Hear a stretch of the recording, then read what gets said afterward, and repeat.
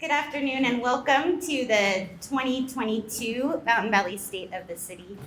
Thank you all for joining us today. I'm so thrilled to see so many people here with us, so many people that are interested and invested in our city, and it's a wonderful thing to see. Can we begin with a big round of applause for all of our restaurants who brought in the food today?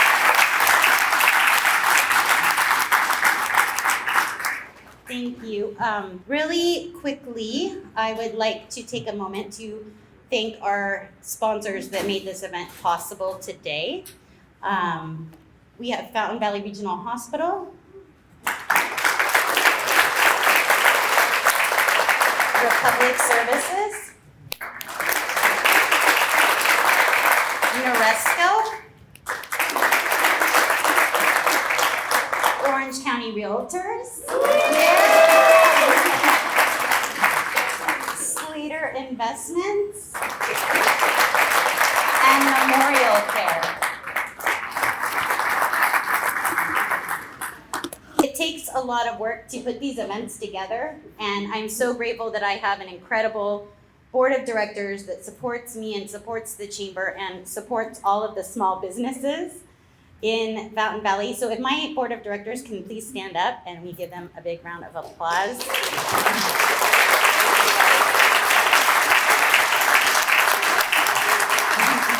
We have a number of VIPs that have taken time out of their busy schedules to join us today, and we are grateful for that. I'm gonna try and go around the room real quick. Council member past, Mayor Michael Vo.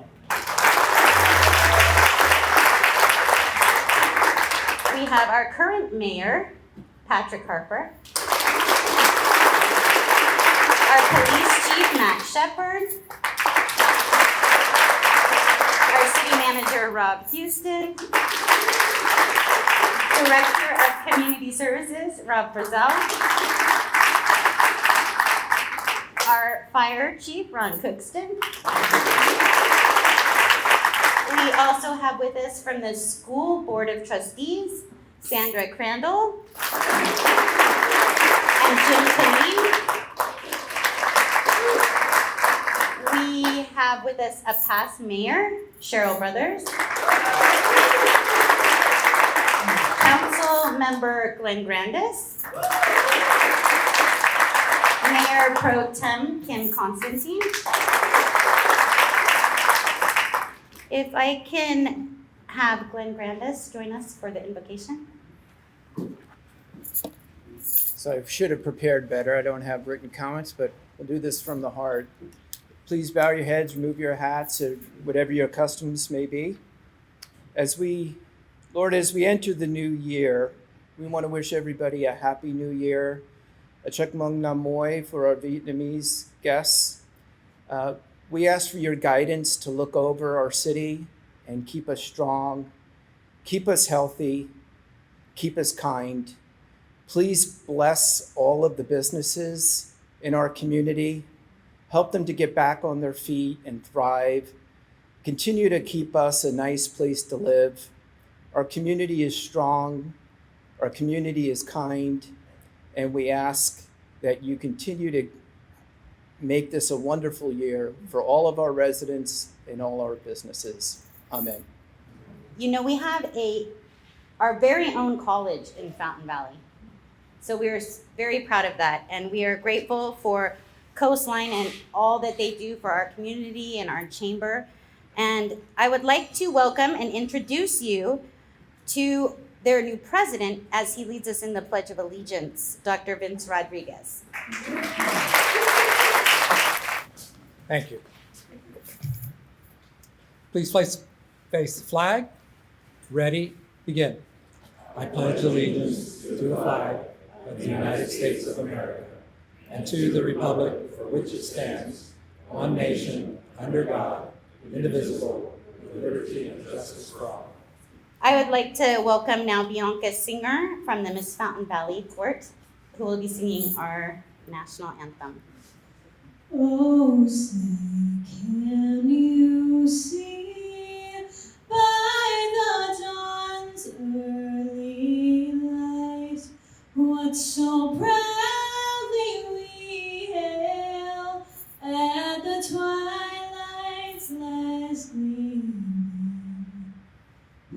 whose broad stripes and bright stars through the perilous fight, o'er the ramparts we watched were so gallantly streaming, and the rockets' red glare, the bombs bursting in air, gave proof through the night that our flag was still there.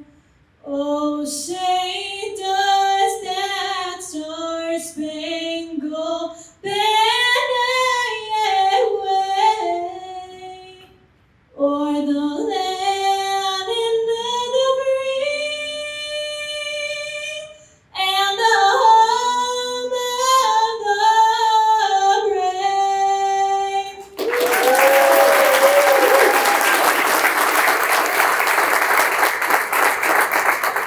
And moving right along with our program, I will welcome to the podium our Mayor, Patrick Harper, for his State of the City address.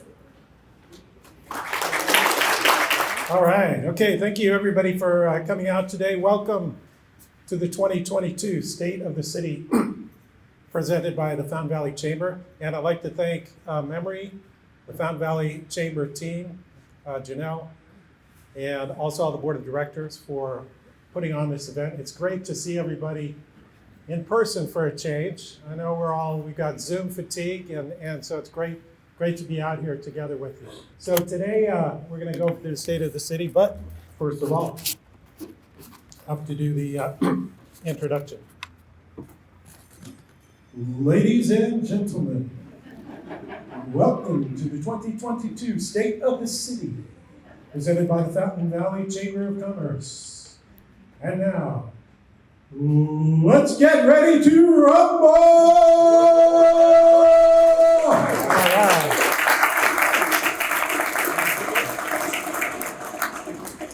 Okay, all right, here we go. The first slide, I'm going to give some general information about Fountain Valley. And you know, what's interesting is I was preparing today, I realized that if you look at Fountain Valley on the map, it looks like a hand. You know, the Santa Ana River here, mile square, and we're about here. We're over here somewhere. But anyway, I thought that was a revelation. So this is some information about Fountain Valley. In Supervisor District 1, we just got redistricted. We used to be split between 2 supervisors. So now we're in District 1. Andrew Doe is our supervisor. About 9 square miles, and the population 57,000 people. So for all you businesses, we've got 57,000 potential customers. And as part of Orange County, we're the 6th largest in the United States, which has 3.2 million customers. I mean, people, a lot of business opportunities here in Fountain Valley. And this gives you a breakup of the demographics. We've got about 1/3 that's Asian, since we're very close to Little Saigon, Vietnamese communities. Okay, next slide. This gives you a little bit of information about our business community. And the important thing I want to point out here, this is our number of active business licenses in Fountain Valley. So we've got 3,400 businesses. It seems like a lot, but it's from home-based businesses, there's office, retail, and including our large employers here. You can see some of them: Fountain Valley Regional Hospital, Memorial Health, the 2 great hospitals, Hyundai, that's their North American headquarters right here in Fountain Valley. We're very proud to have them here. Costco, Sam's Club, a couple of other ones you may not think of. Kingston Technology, very large tech company right over by Costco. And Surefire LLC, which is a large,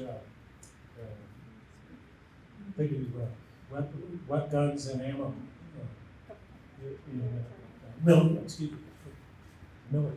Military. All right, next slide.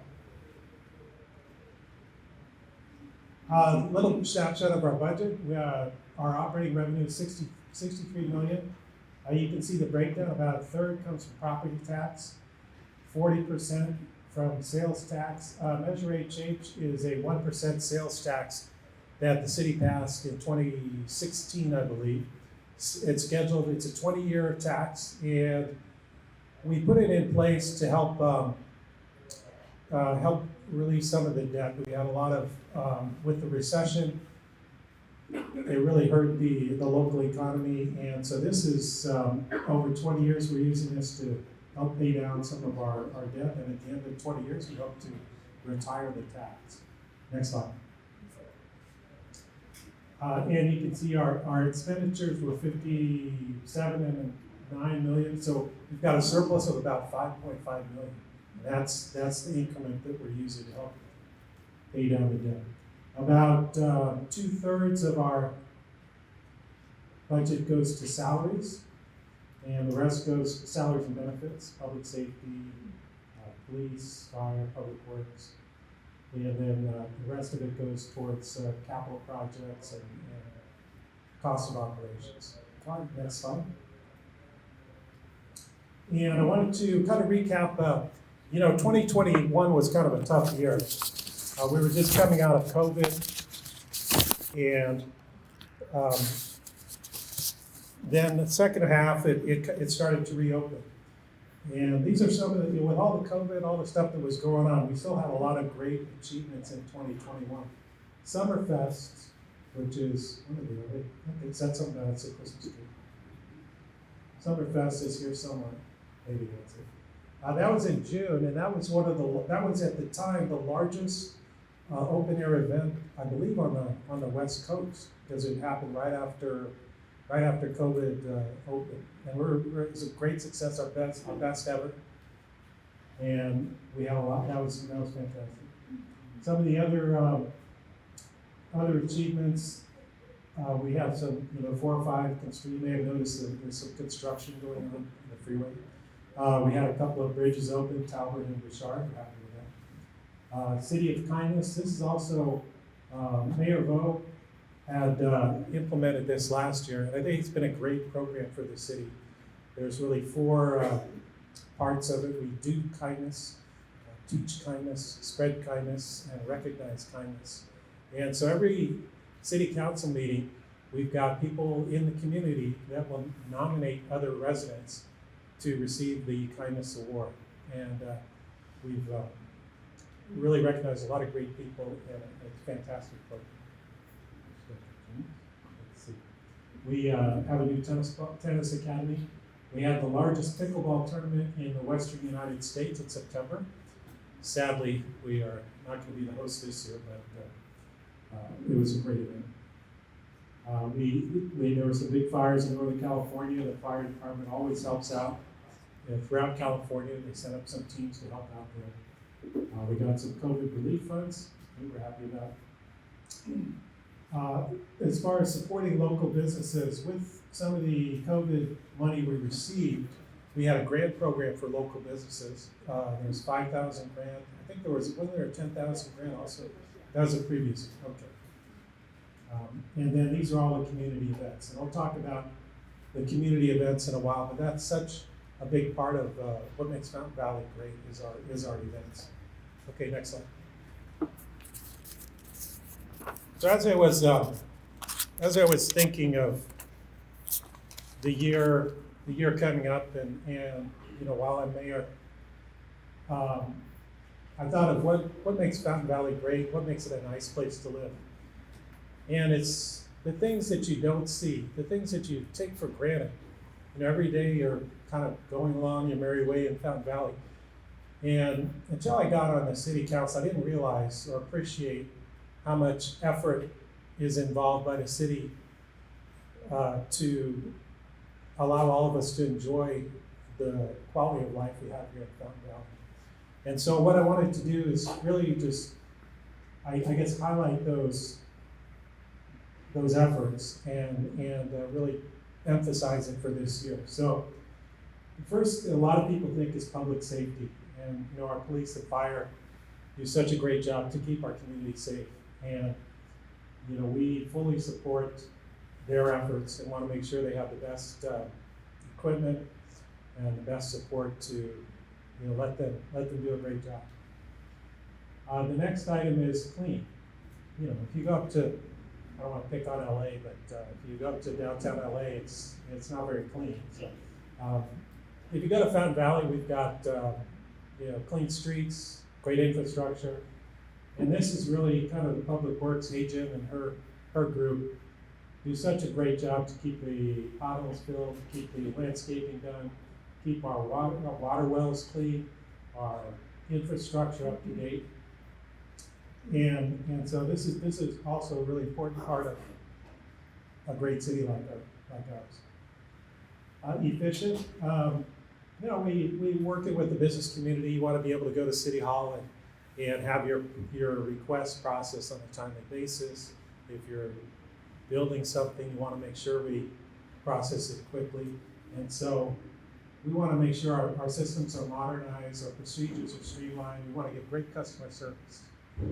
And one of the things we're implementing a new accounting system. I'm a CPA, by the way, so I get excited about new accounting systems. But we've got a new accounting system. It's the current one's 20 years old, but really excited to see that. And the last item is, I think, kind of bringing it all together. You see the community events that happen in Fountain Valley. Also, where we are right now is the senior center. So we have a lot of programs for senior citizens to come and interact with the residents and be together. And so Rob Frizzell and his community service department, he puts on those programs to keep our community together. So this is kind of going to be my emphasis for the theme for this year. And I think if we do these things, again, you're here in Fountain Valley, you don't notice stuff but the reason you don't notice it is because all our people work together to take care of it and make sure this is a great place to live. Okay, next slide. So, this thing is, watch it. So we've got a few videos now that we'd like to show you, and the first is about safety. And so here we go. The primary goal of the Fire Prevention Bureau is stopping disasters before they happen. Once a year, our fire prevention staff and first responders perform what we call fire life safety inspections at each business in our city. Fire inspections are the way we ensure that businesses in Fountain Valley meet fire safety standards. This provides a safe environment for the public and the workplace. Fire inspections are the way we ensure that businesses in Fountain Valley meet fire safety standards.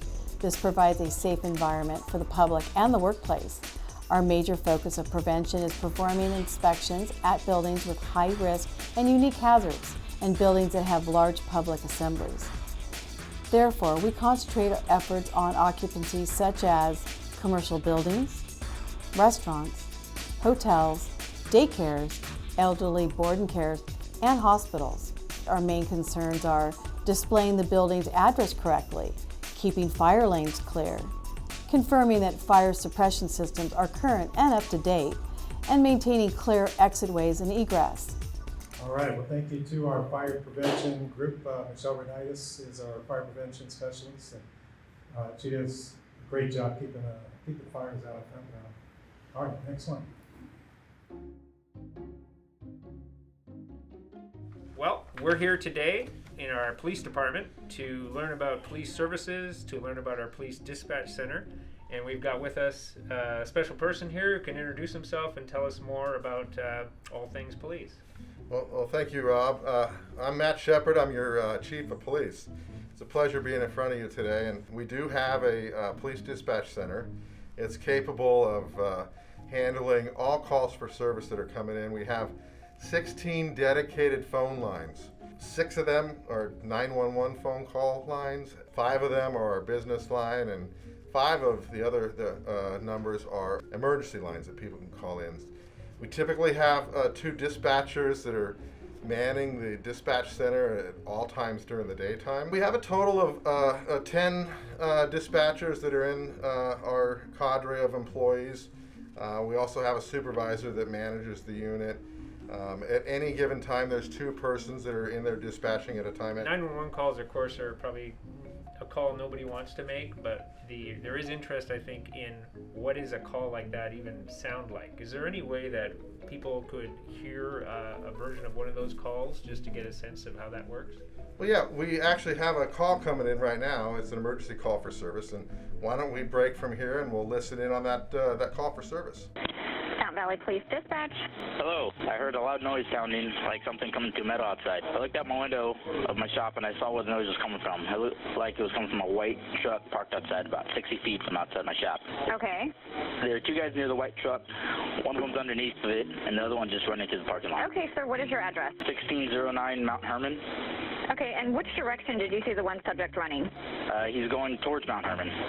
Okay, and do you have a description of both subjects? They both have dark hair. Looks like they're wearing blue jeans, and the guy under the truck has a white t-shirt on. And the guy runs about 5'9", and he has a navy blue t-shirt. Okay, we have officers on the way, sir. Just stay on the line with me while I get some additional information. Okay, thank you. 280. 280. 280, 48 in progress of a catalytic converter at 1609 Mount Herman. 2 subjects, both males, one underneath the vehicle wearing a white shirt. The other subject is running towards Mount Herman wearing a blue t-shirt. 280 copies. 10-4. I just want the public to know that your calls are important to us. If you see something, if you hear something, please say something, and that means call our dispatch center. It doesn't matter what it is. If you're not calling us, we don't know about it. You're our eyes and ears. The public is the way that we get information, so please call us. 911 if it's an emergent nature, and if it's not an emergency, just call our business line at 714-593-4485. You'll be connected to somebody at the front desk or a dispatcher, and we'll dispatch a unit out as appropriately as the information comes in. I know you also have a crime prevention unit, and you wanted to highlight an event going on with that unit. Do you want to tell us more about that? Yeah, I do. Just a little bit of backstory with our crime prevention unit. You may see them out in the public, and it's essentially what the title is. It's crime prevention. Our unit is responsible for engaging with the public to try and suppress the crime activity. And we do that through interacting with the public at social events, business events. We also have our National Night Out where we try and engage with the community at a very high level. And we also do that through our Neighborhood Watch programs where we're going out and speaking with the public at various functions. We continuously keep seeing a rise in theft of catalytic converters. And as you'd seen previously in the call for service that came into our dispatch center, it was a theft of a catalytic converter in progress. And we dispatched officers to that, and hopefully we'll end up with a resolve here real soon. But the problem with the catalytic converter thefts is there's no identifying marks on these vehicle parts that ties the part back to the original owner. Etching catalytic converters with identifying information that ties that vehicle part back to the original owner and allows the officers to make an arrest for possession of stolen property. We do have a catalytic converter etching event planned. It's later on in February. It's February 19th. It'll be in conjunction with Fountain Valley Tire and Auto. They're off of Ward Street, and we're really looking forward to this event. Well, that sounds great, Chief, and understanding what a catalytic converter is, that it needs to be etched, and that there's an event to etch it coming up. That's great. If maybe someone didn't follow that or wanted to share it with a friend, where's all this information located? The information is going to be available on our city's website, the police department's website, and all of the city social media accounts. We really hope to see you guys out there at the event. Remember, if you see something, say something, and etch your catalytic converters. Thank you. Thanks, Chief. All right, that's a great snippet from our police department. I feel like we should have the cops theme music on that. But I'm also happy to announce that the police department officer crew is fully staffed, and that just is a great testament. It's going to help our safety tremendously. Next up, we have street sweeping. I'm again at a foggy corner of Fountain Valley, and with me I've got a staff member we'd like to introduce. Who do I have with me today? My name is Hipolito Lopez, and I'm here. I've been here at the city for 20 years, and I'm the streets foreman. As you can see, street sweeping is happening right here. Can you tell us why we do street sweeping and why it's important to move your car when the street sweeper comes? Rob, it's very important for residents to move their vehicles so the street sweeper can sweep the gutter from the debris from entering our storm drains and our flood control channels that ends up on our local beaches. So if a resident is unable to move their car off the street on a street sweeping day, is there any exception the city can provide?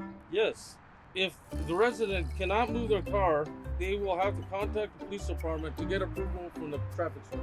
How often does the city provide street sweeping? Rob, the city provides street sweeping. Our arterials are swept weekly and the residentials are swept bi-weekly. What happens if there's no street sweeping on a street sweeping day? Is there somewhere a resident can call? Yes, Rob. If any streets are missed during a route, the resident can contact Public Works Field Service so that we can follow up on any complaints. Well, thank you for all that information about how street sweeping works, the importance of getting our cars off the curb so we can get those curbs clean and keep both our city clean and our environment all the way to our beaches clean. Yes. And thank you for your work and service at the city. Yes, thank you. Thank you for the opportunity, and thank you guys. Thank you. Remember, move your cars. Remember, move your cars. Yeah, that's right. Or move it to the other side of the street, which is what usually I do, and follow the street sweeper. Okay, next up is Tree City.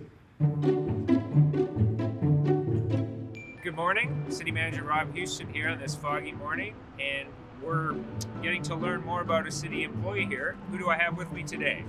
Yeah, Marco Garcia. I work with the city of Fountain Valley. I've been here approximately 32 years. Wow, that's a long time, Marco. 1989, is that right? That's You've got some stories to tell? a veteran, yes. So Marco, Fountain Valley is a Tree City USA. Can you tell us more about what that means? Our duty as a Tree City participant is by simply reforesting within our communal partnership of 3,600 other cities national, and our priorities that trees play within our community here in order to sustain more trees, to partner up, plant more, nurture more, and to celebrate trees for a healthy future. Well, that's very interesting, Marco. So when and how did we become a Tree City? And then how did they determine that every year? The city became recognized Tree City USA in 2015, a national program founded in 1976, certified annually, sponsored by the Arbor Day Foundation, on a mission to enhance tree standards we promote today. Is it important for the city to continue to be a Tree City USA? Yes, it is, Rob. Tree City USA is a nonprofit organization with our city currently going on its 7th year as an honorable participant aimed at educating communities on increasing tree conservation. In celebration, the City of Fountain Valley will honor our annual Arbor Day celebration this year on the week of March 7th through the 14th. If a resident wanted to plant a tree in the city's parkway area, what should they do? The city currently offers a tree planting program to encourage and promote parkway reforestation to any Fountain Valley resident with a residential landscape easement found between the sidewalk and the street curb for $35. The city will order, deliver, and plant a new parkway upon the property owner's request. The resident owns the property and is responsible for watering and nurturing the tree. Well, thank you, Marco, for all that great information about how our city stays great looking with a lot of trees. And thank you for all your service over the last 32 years and making the city a nice place to live. Thank you, Ron. It's my pleasure. All right. Thank you. This is one of the programs that I really enjoy in Fountain Valley. I believe our former mayor Cheryl Brothers was one that was really the implementer behind this program, and want to thank her for doing that. And trees.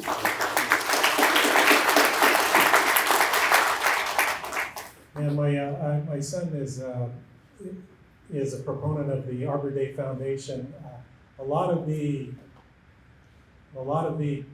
pollution that we experience now in the air and the depletion of the ozone layer could be really helped by planting more trees. They're natural cleaners of the atmosphere. So if we can all do something to help with that, along with electric cars, is plant more trees. So We're happy to do that. We have 12,000 trees in Fountain Valley, but we have room for 18,000 according to Marco, so 6,000 more spots. Okay, next slide. But this is about efficiency. Some of the things we're doing in Fountain Valley. One is one of the feedback we had on new restaurants opening was that in other cities, they don't require as much permitting as they did in Fountain Valley. So we implemented a small format restaurant permit. We also have a program where you can put in outdoor permanent dining. This is to support our restaurant businesses in town. And something I'm really excited about, broadband. We're gonna have fiber optic in Fountain Valley. Frontier, we have 2 companies that are gonna be starting to install this year. And once they're finished, we'll have broadband throughout the city of Fountain Valley. Yeah, throughout the city of Fountain Valley. And that's gonna help not only households that wanna download movies and video games, but businesses. We've had, I know businesses, we don't have fast, high-speed internet everywhere in the city. And so if your businesses are thinking to expand or locate in Fountain Valley, we want to let you know that we will have high-speed internet support for your existing business and future growth. All right, next slide.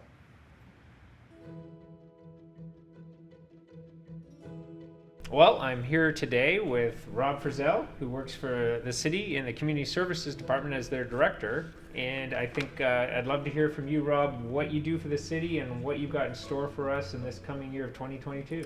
Well, thank you so much. I am the Community Services Director for the City of Fountain Valley. I do think it's the best job in Fountain Valley because we get to do so many fun things and bring so much quality of life to the community. I have the opportunity to lead an amazing team of staff members that do just that every year. They work around the clock to bring special events, programs, and services to the entire community. We oversee and operate the Fountain Valley Sports Park, which is kind of the front door to our community. We hold lots of different events and programs and services there, as well as host a number of nonprofit and youth groups who call that facility home throughout the year. We also oversee and operate about 17 different community parks that you'll see around the neighborhood. And in addition, the Human and Senior Services through our Fountain Valley Senior Center, which includes classes, programs, social services, and we've even expanded out to arts programs now. I know also, in addition to that, there's partnerships that make everything work in the city beyond our city staff with other agencies. The Community Foundation is one that's really a leader in the city. Could you tell us more about that partnership and how that works? Yeah, absolutely. The Community Foundation's been going strong here for about 13 years in the city of Fountain Valley. One of my roles is I'm actually the secretary for the Community Foundation. It's a real energetic group that does a lot to support our community.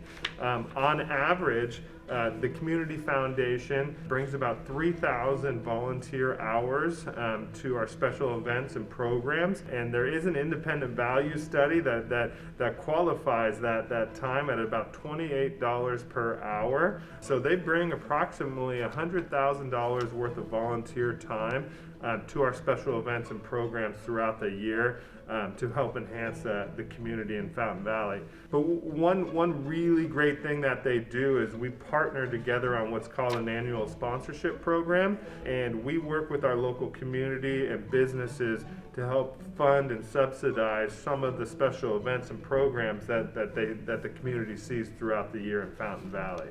Hyundai, which is of course got a big presence with their national headquarters in Fountain Valley, but they also have a big presence when it comes to partnering for events and providing sponsorships. And I understand that they've given a $100,000 sponsorship this year. And could you tell us more about that and how they're interacting with the community and helping out? The Hyundai $100,000 sponsorship is the largest one we've ever received directly through the Fountain Valley Community Foundation. And it was really a collaboration between Hyundai and their continued support, their desire to support their entire community of Fountain Valley through one single entity. And working with with the foundation, they did so by becoming a host sponsor for our annual Summerfest event, where their $100,000 is going to, a portion of it was going to go to the fireworks that's every year at Summerfest. The Snow Zone, if anybody recently went to a tree lighting and holiday event at the recreation center, there was a beautiful snow zone. But one really neat thing is Hyundai's donated $25,000 for a community grants program, where anybody in the community can apply through the Community Foundation to receive one of those community grants. But what's really great about the annual sponsorship program through the Fountain Valley Community Foundation, well, we love the $100,000 sponsorships. Those are awesome. We have them for all shapes and sizes, and that's really what makes our community events so special here in Fountain Valley. Is if you want to donate $500 and come out and publicize and engage your business with the community, we'll make a package that works for you directly, because we want to make sure that everybody has that opportunity to engage here in Fountain Valley. And when you come out to one of the events and you see all the different businesses and community groups together, that's really what makes a Fountain Valley event special. If we have anybody who's listening to this or wants to know who to contact, if they've got ideas for events, ideas to help donate to events, or just volunteer for events, who should they contact? Well, there's a few different ways, and I encourage a lot of people to engage us this year because we have some special things coming up. If you would like to find out more about the event or how to become a sponsor, you can do it 3 ways. You can go to our fountainvalley.org website and click on the recreation link and download the sponsorship packet, and it has all the information in there. You can call our Fountain Valley Recreation Center at 714-839-8611, or you can email us directly at fvrecreation@fountainvalley.org. Or lastly, I'm the tallest guy out at every special event, and you can see me anywhere. Come see me or any one of our team members at a community event, and we'd be happy to talk to you about any opportunity that you would like to bring forward in Fountain Valley. All right. Well, I want to thank Rob Fazeli. He does a fantastic job organizing all the events. Like you saw in the beginning, there's a ton of them during the year. And as a business owner, one of the things I did when we moved to Fountain Valley on the CPA firm is we did go to some of the events and engage in the community. You never know who you're going to meet, and it's great to get out there and support the community. All right, next slide. Oh, we got 3 more videos. Now we're going to talk about, we've talked about sort of the infrastructure of the city. And the next segment is going to be on some projects that are going on in Fountain Valley right now, and a little bit about what to expect this year. Hi, Rob Houston, City Manager, Fountain Valley, and I'm out in town at a new business for Fountain Valley that is at the intersection of Euclid and New Hope, and it's called Harbor. My name is Carrie, and I am on the executive management team here at Harbor. Basically, it's my job to manage client services and to make sure that the experience that our clients, customers, designers all have is a positive one. And with me, I have Tara. She is one of our designer extraordinaires. We specialize in Australian designed, handcrafted, outdoor and indoor. Everything is curated and designed for the luxury market. That sounds like a great addition to the city of Fountain Valley. In our crossings areas, we like to call it, it's a special focus for the city.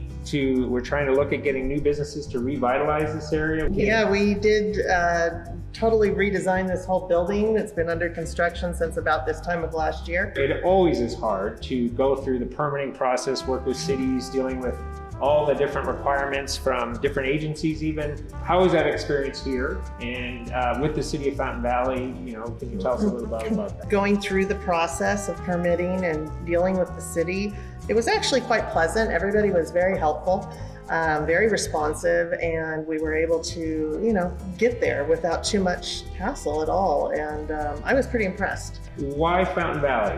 What drew you to this city for our location? Well, Fountain Valley, Orange County being such a premier part of Southern California, we wanted to have a presence here. We are centrally located. We get people coming in from Palm Desert, San Diego, all the way. We are so close to John Wayne Airport. We have people flying in just to come to the showroom. You know, the airport's 5 minutes away.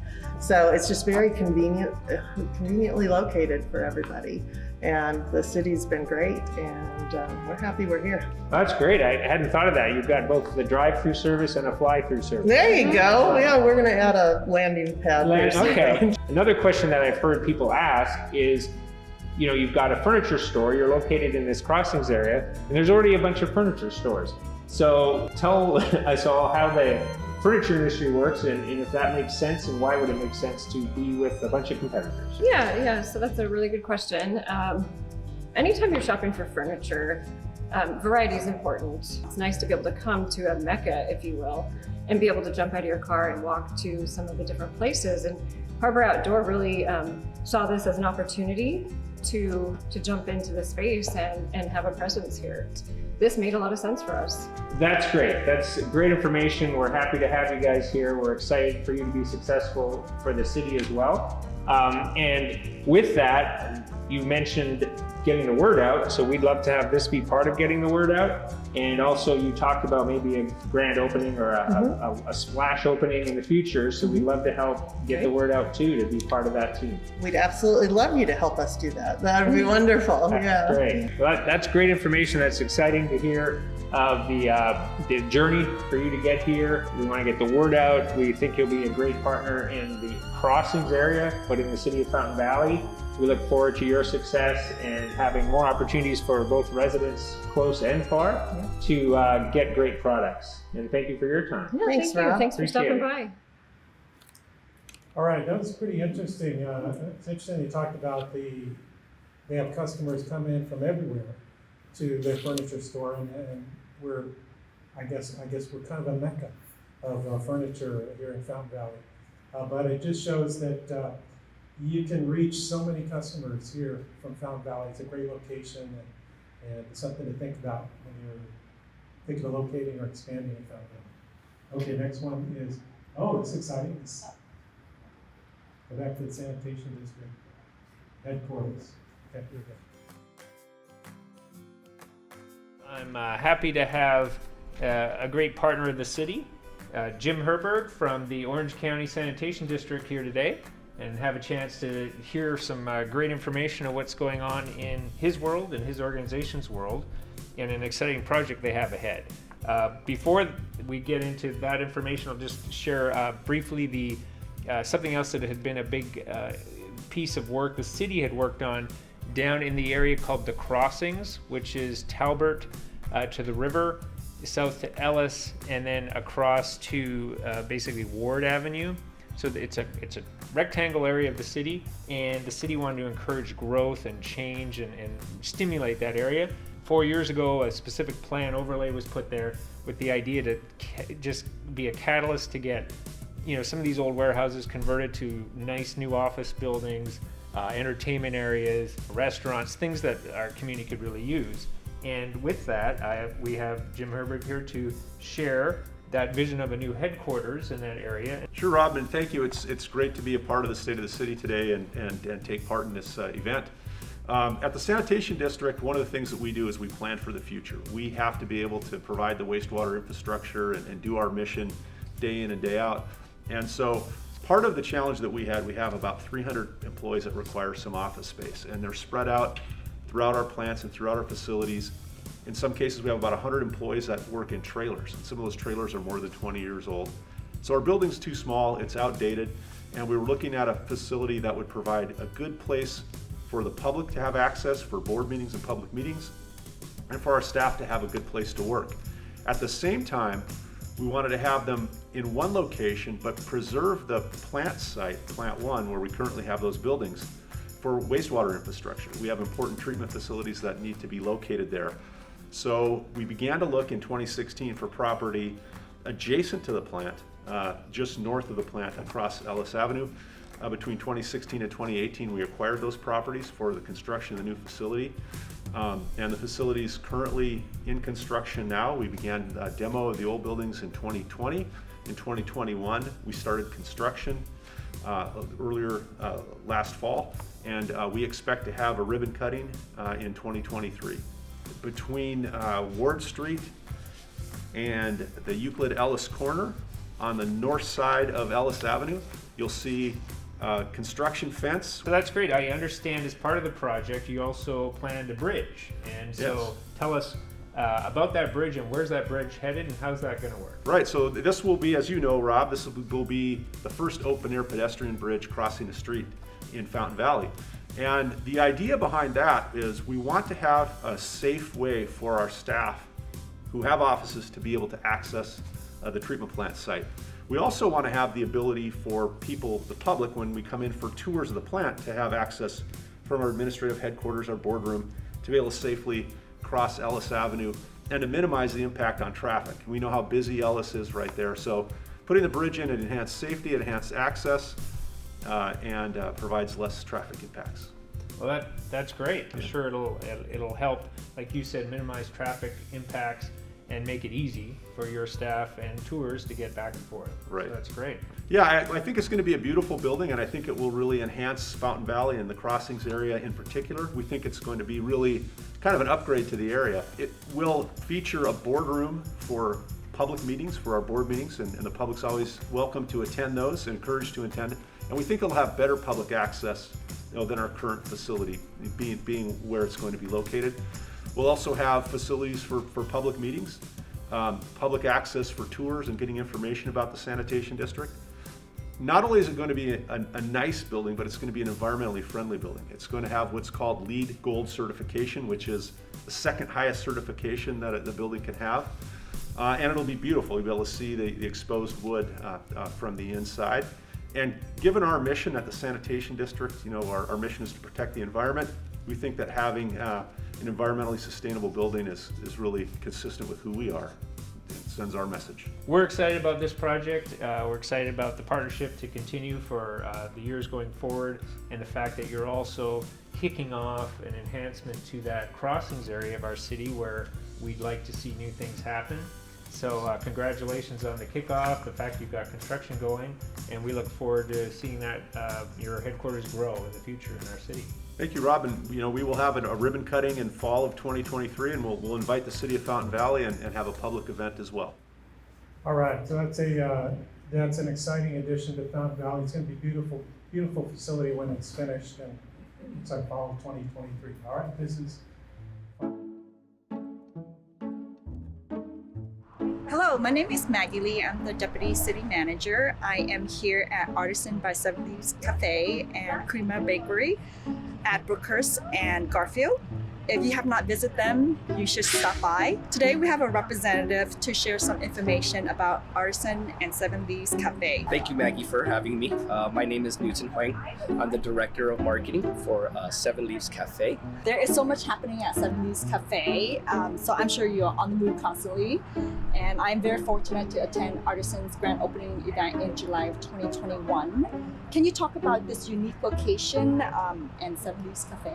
Yes, absolutely. Artisan is the brainchild of our founders, as well as Crema Bakery, thus founder Tariq Tantasiri. The two kind of met and had an idea to elevate the brunch experience, and hence Artisan was born. We definitely utilize this space for a lot of different things. We're experimenting with a lot of new drinks, and it's also our first foray into the food category. So this is essentially an elevated Seven Leaves, and we're very proud to have this location open. Yeah, Seven Leaves Cafe has been opening in many communities and is still expanding, which is fantastic. Can you share with us how many locations you have now and what is the company's expansion goal? Yes, absolutely. Our expansion plans are pretty robust. We have currently 37 locations nationwide. Most of them are in California, Nevada, and Texas, soon to be opening in Arizona, Georgia, and Florida. Our expansion within the city of Fountain Valley is actually going to be very soon. We have a new location opening up on Edinger and Harbor. That will be opening in mid-2022. We have this location here, as well as our original Fountain Valley location located on Warner Avenue. We're so happy to have Seven Leaves Cafe in Fountain Valley and continue to see your growth. And we have no problem if you decide to expand more in Fountain Valley. We wish you the best in 2022 with your expansion plan. if there's anything that you need from City Hall, please reach out to us. And if there's anything else that you want to share about 70s Cafe, We really appreciate the city of Fountain Valley. We know that this is a nice city to live in, as you guys call it, but we definitely are very blessed to be part of this community and have an unending amount of gratitude that we want to share with every single citizen. And we, again, say thank you so much for giving us the opportunity to do what we do every day. All right, thank you. Next slide. We've got a couple of projects underway. I'm going to have our city manager. We have a couple of minutes for the last 3 minutes. Hi everyone, Rob Houston, City Manager, working with the mayor here just to give a quick update on a couple projects that are going on in the city. This is an affordable housing project. We've all heard about housing being needed in the state, the lack of affordable housing, so the city's doing their best to contribute some funds to this project with a developer to build 50 units. So this is off of Harbor, just south of Heil, and it's between Harbor and the Santa Ana River, this complex. 50 units, of which 8 will be called supportive housing for veterans. So they'll be reserved for veterans that need assistance, and the other 42 are regular affordable. So it's going to be a first-class place that's actually opening up in March. So it's coming soon. If you go by, you'll see a big change to that lot. And it is the city trying to contribute to the affordable housing needs of the region and this city. With that, maybe we'll run to the next slide. And there also is part of our city grows. You'll see, of course, a need for housing, and also the land gets more valuable, and there's a desire to start building on little spots that might have been open in the past. So beside the church on Ward and Slater, you'll notice to the south of the property, they used to have a big empty, well, a bit of a parking lot and a big empty space, and now houses. So there's a development there. You'll see it almost done. They're finishing the yards. And these are called garden homes, so they have little smaller lots, but still big houses. And selling, I think they're all sold out before they're even built. You can see prices on the side there, $1.6, $1.4 million.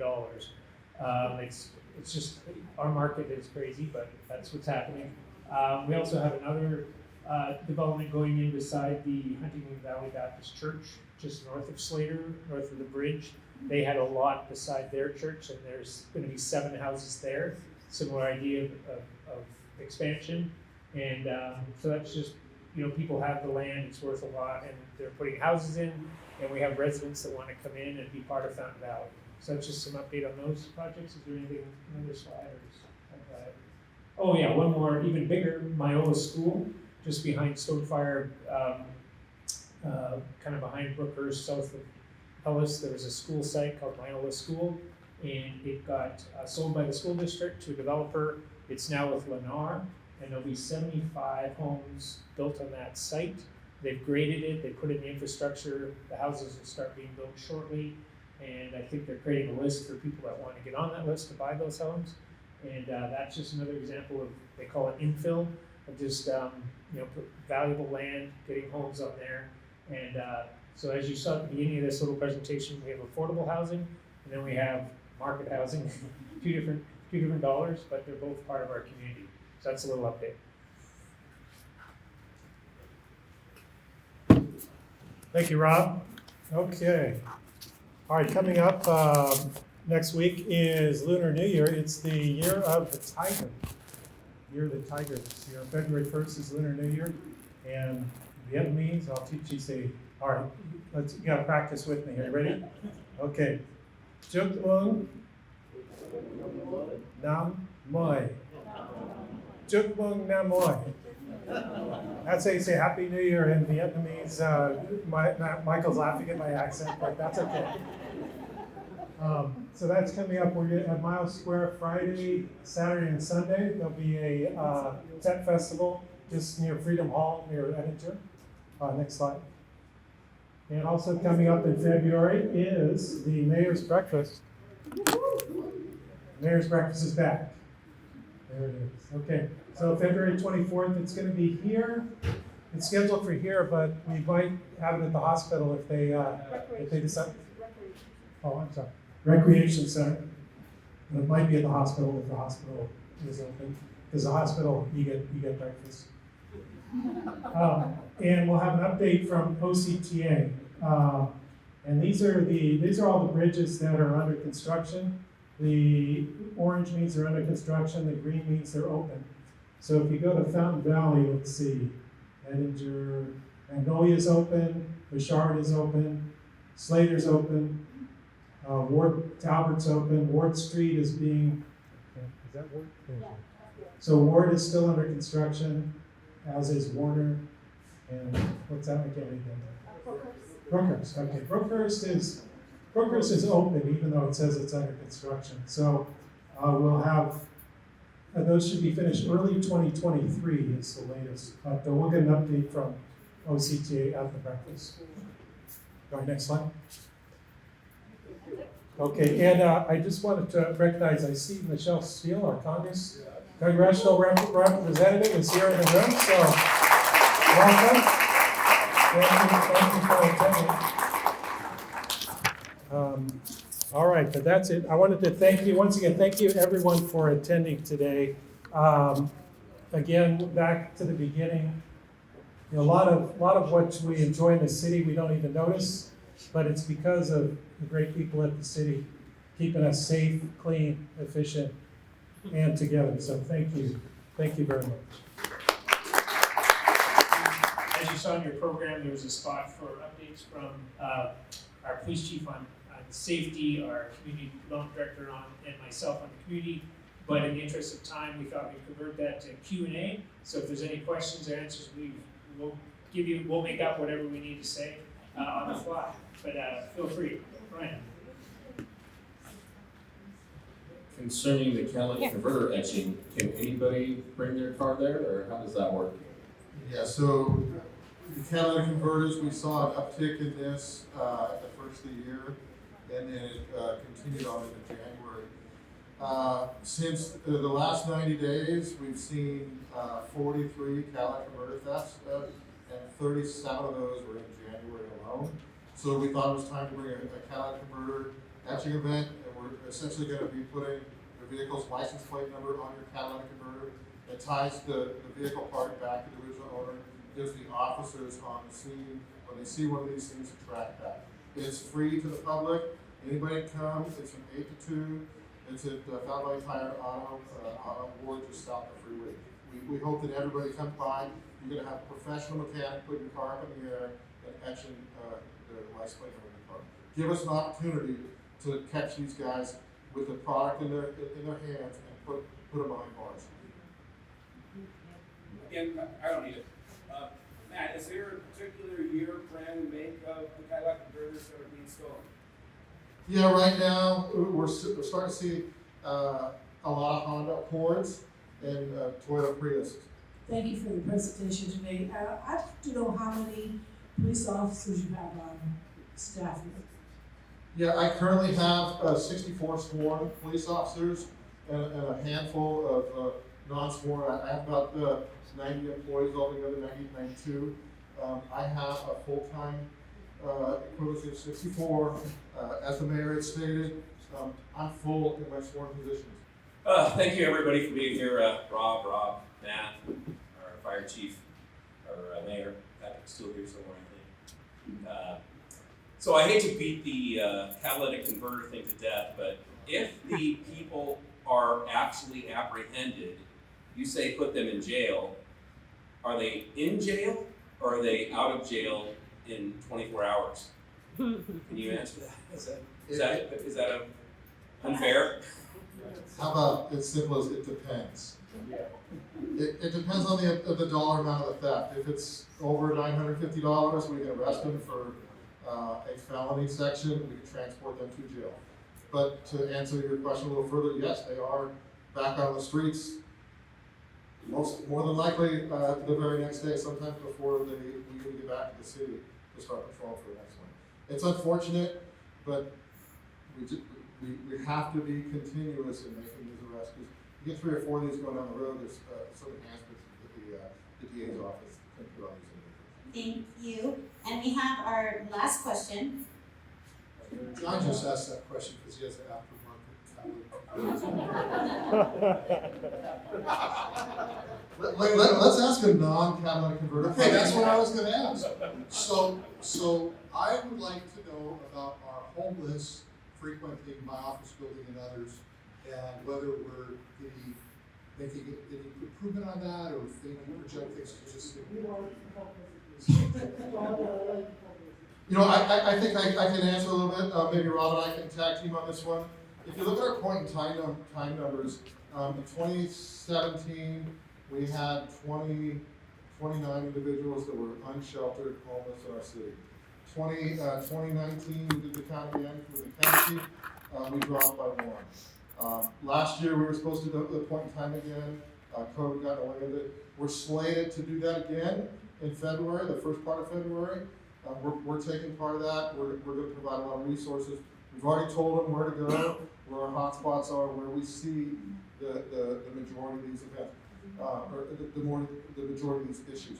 The key to it is putting these individuals in touch with social services. It's not a crime to be homeless. So we've got to connect the homeless individuals to social services. And that's what my cops are out there doing.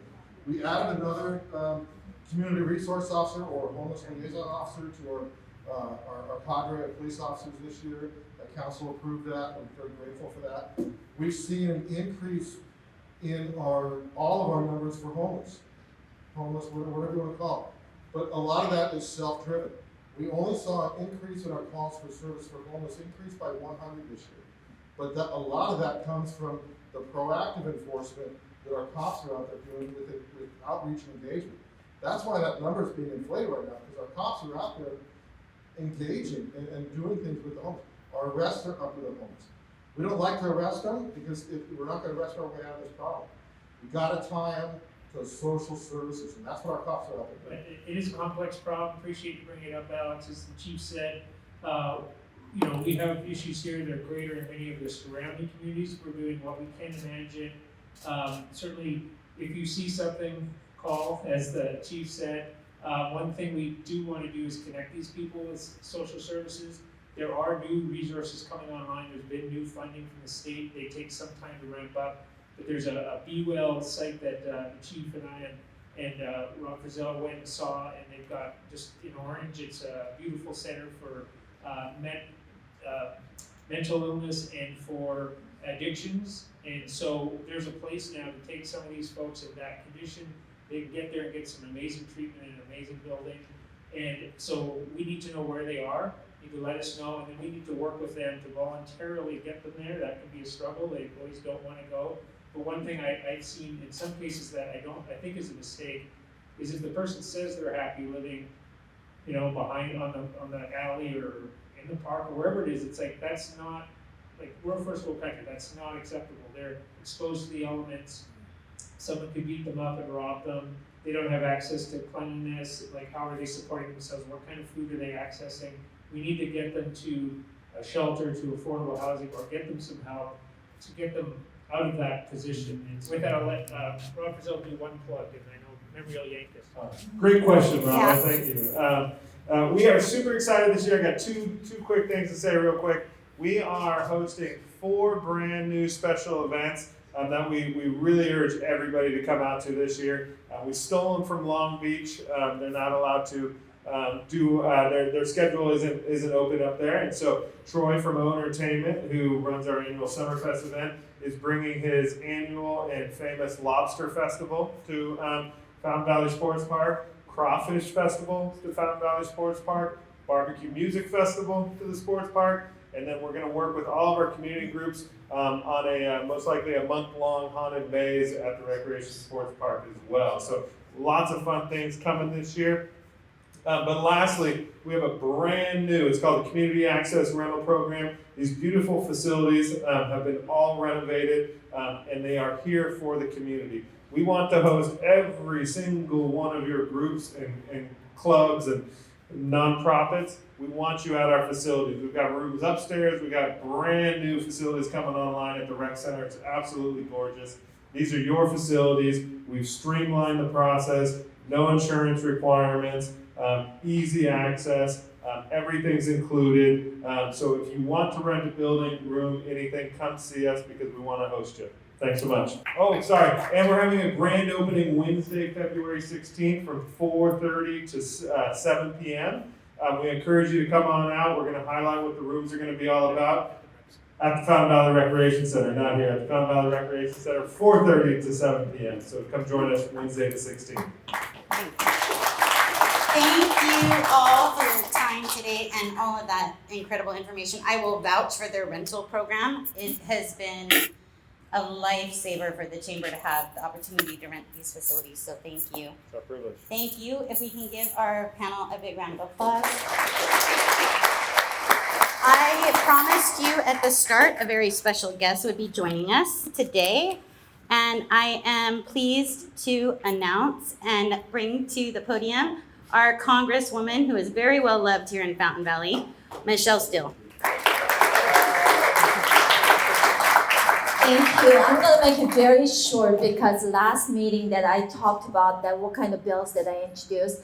Thank you for Fountain Valley Chambers that what you are doing, and thank you for city. And I heard so many different things today, and you know what? This city is doing really well. So thank you for what you do.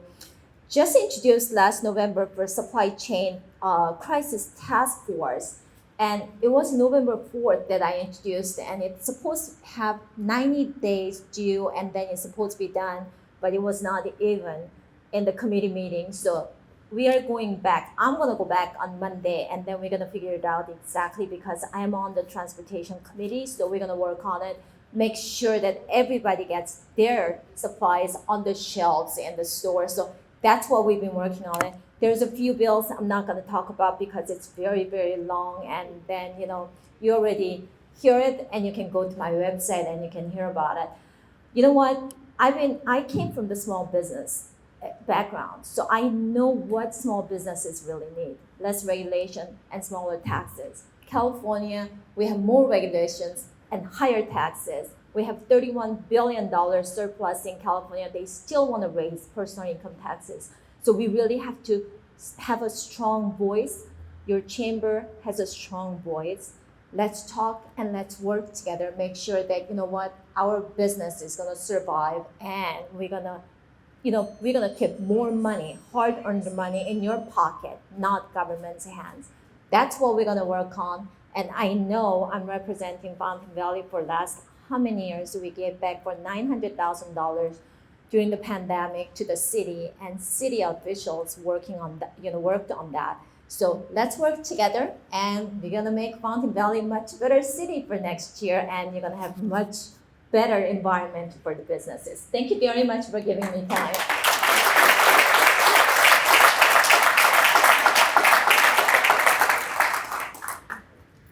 Thank you, Congresswoman, for joining us today. I would like to end today introducing you to, most of you are already very well aware of this person, but I would like to welcome our new board chair, Brian Genovese, and he's going to tell you a little bit about some of the upcoming chamber events we have. Really quickly, I thought as he was walking here, Brian serves on 100 different nonprofit panels and boards everywhere throughout the city. That's how he's so well known and loved. And one of the committees he serves on is the schools board. And I would like to mention, as I didn't get a chance in the beginning, I think he's walking out right now, but we had join us our interim superintendent of schools, Dr. Chuck Henson. I caught you as you were walking out, but I wanted to say thank you for coming. Thank you. Have a great day. And I'll pass it on to Brian. All right, well, thank you guys for coming out today. And as Memory said, I am the chair for your Fountain Valley Chamber for 2022. I'm very blessed and honored to be in this position. And I can't thank everybody enough for coming out to support us today and show us your love, because pretty much everybody in this room is either I'm either friends with or you're in my extended family, and I can't show enough appreciation for you guys coming out and giving us your support today. I'm going to touch on something like 2 minutes. It's going to take me, so I'm not going to hold you guys too much longer. So I apologize for running over. Our focus this year is going to be growth for the chamber. Kind of been tasking our committee chairs to go out and find different areas we can concentrate on to foster more growth in the chamber with the communities and build relationships in areas that we don't currently have those right now with different community groups and organizations, and just kind of focus on where haven't we been and where can we go and how can we make things better than they are today. So that's kind of my driving focus for this next year. And we're very fortunate to be partners with the City of Fountain Valley. Mayor Harper and I go back to the Fountain Valley Schools Foundation Board, one of the first boards I served on. And we're so happy that he's the mayor this year because we're going to ask you for a lot of favors. So be ready. And as well as the rest of the city council, you guys are fantastic. You're fantastic partners, and the city staff too. City staff is so wonderful, and you guys are so accommodating. You're there to listen to us and help support us, and you don't see that anywhere else. I have not seen that, but we have here in Fountain Valley anywhere else. So the chamber is very much appreciative of the relationships with those groups as well. And grants. We have established grant partners for chamber memberships with Hyundai and with Kingston. So they've actually, we have 10 grants, I think, from each of those companies out there to help businesses that have been affected by COVID, that are currently needing help to get back on their feet again. So if you know any businesses that might need help or in any way qualify for something like that, refer them back to the chamber office. They can talk to Janelle or Memory about filling the application out to get set up for that. Events, we already had a breakfast on Friday.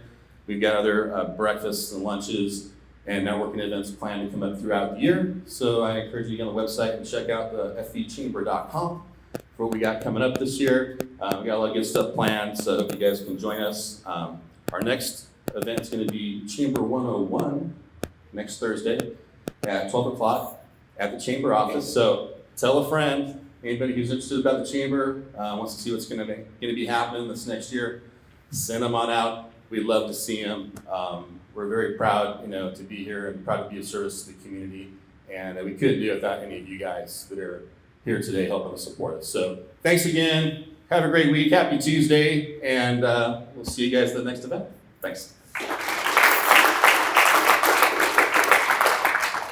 Thank you for joining us today, and I want to do a quick shout out to my two arms, Janelle Genovese and Lynn Stoner, for helping. Thank you guys. Have a good day, be careful, and we will see you soon.